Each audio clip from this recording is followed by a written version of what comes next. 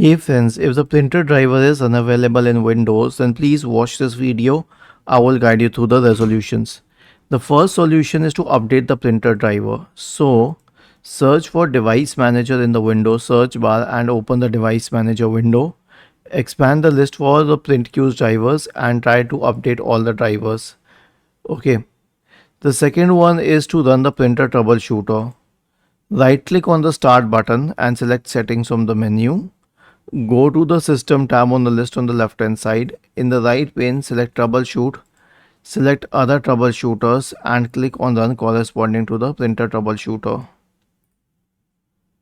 The last solution is to download the printer drivers from the manufacturer's website. So let's say it's an HP printer. So search for HP printer drivers. Okay. And then you can go and download the printer drivers from here.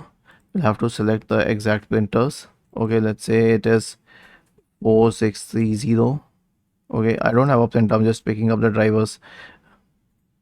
And then you can install this on the Microsoft Store, interestingly, but you can also download the drivers from here.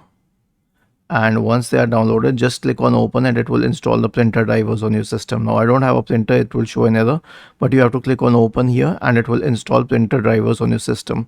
And this is the best way to resolve it because the manufacturer has the precise printer drivers.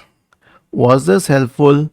If yes, then please subscribe to the channel, and if not, then let us know in the comment section of the video on how we could help you further. Thank you for watching this video and have a nice day.